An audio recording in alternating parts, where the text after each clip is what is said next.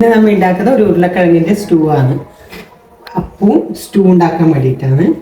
അതിന് വേണ്ടുന്ന ഇൻഗ്രീഡിയൻസ്: ഉള്ളി, പച്ചമുളക്, വെളുത്തുള്ളി, തക്കാളി, കുറച്ച് മല്ലിയില, ഒരു മുറി തേങ്ങയുടെ ഒന്നാം പാല്, രണ്ടാം പാല്, ഇത്രയും സാധനമാണ് വേണ്ടത്. ഒരു 1.5 ടേബിൾ സ്പൂൺ വെളിച്ചെണ്ണ ഒഴിച്ചു. ചൂടായിട്ടുണ്ട്. നമുക്ക് ഇതിലേക്ക് ഉള്ളി ഇടാം. ഉള്ളിയും പച്ചമുളകും കൂടെ ചേർക്കാം. ഉള്ളി, പച്ചമുളക്, വെളുത്തുള്ളി മൂന്നും കൂടെ ഒന്ന് വഴന്ന് വെക്കാം. ഇതിലേക്ക് കുറച്ച് ഉപ്പ് കൂടി ചേർക്കാം.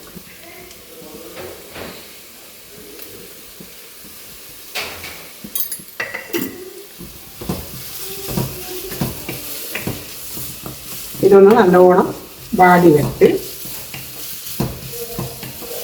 അതിനുശേഷം നമുക്ക് തക്കാളി ചേർക്കാം.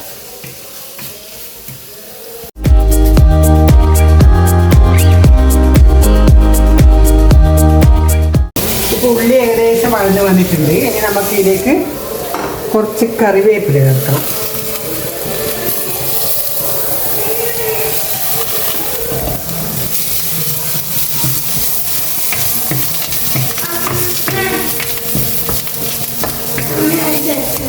ഒരു വലിയ തക്കാളി കൂടെ ഇതിലേക്ക് ചേർത്ത് ഇതുപോലെ ഒന്ന് വാടി വെക്കാം.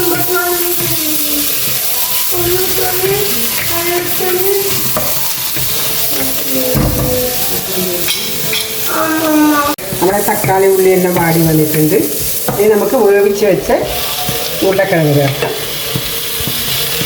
ഇത് ഉപ്പിട്ടിട്ട് വേവിച്ച് വെച്ചാണ്. അപ്പോൾ നമുക്ക് നോക്കിയിട്ട് ആവശ്യത്തിന് ഉപ്പ് ചേർക്കാം.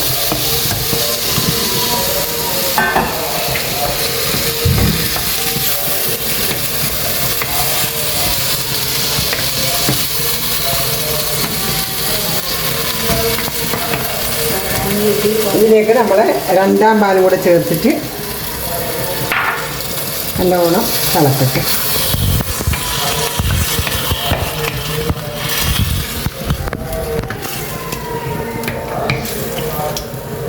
ഉപ്പ് കൂടെ ഒന്ന് നോക്കണം.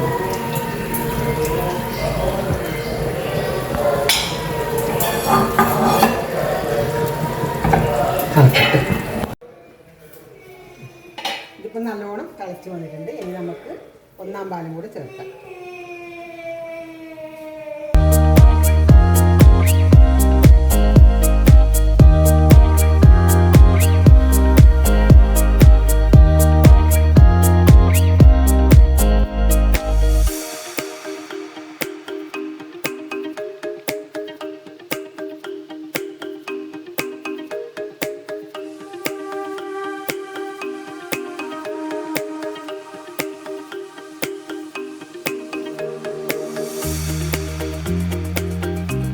ഇത് തിളച്ച് വന്നു. ഇനി നമുക്ക് ഈ മല്ലിയില കൂടി ഇതിലേക്ക് ചേർക്കാം.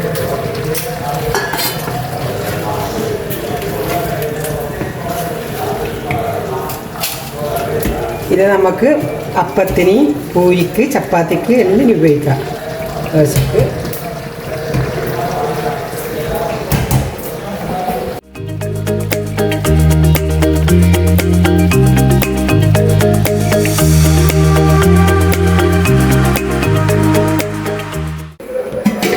ഇതിൻ്റെ കൂടെ നമ്മൾ ഉണ്ടാക്കുന്നതിന് വെള്ളയപ്പാണ്.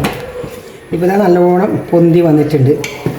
ഇത് ഇൻഗ്രീഡിയൻസ് പറയാം: 2 ഗ്ലാസ് പച്ചരി, ഒരു 1/2 ഗ്ലാസോളം ചോറ്, ഒരു മുറി തേങ്ങ, കുറച്ച് പഞ്ചസാര, ഒരു 1/4 ടീസ്പൂൺ, 1/2 സ്പൂൺ പഞ്ചസാരയും കൂടി ഇടുക, പാകത്തിന് ഉപ്പും.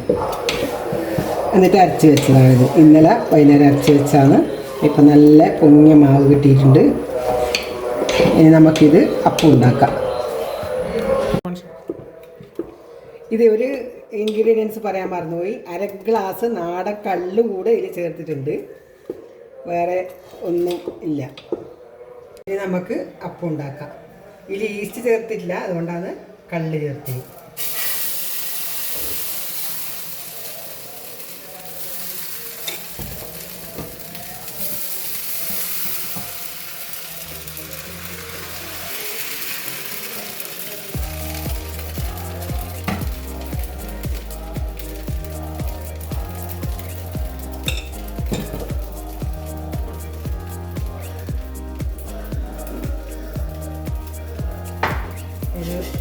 ഒന്ന് അടച്ച്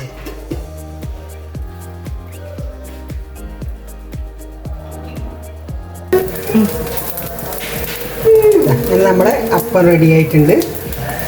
സൈഡെല്ലാം മുരിഞ്ഞ് നല്ല സോഫ്റ്റായ അപ്പം.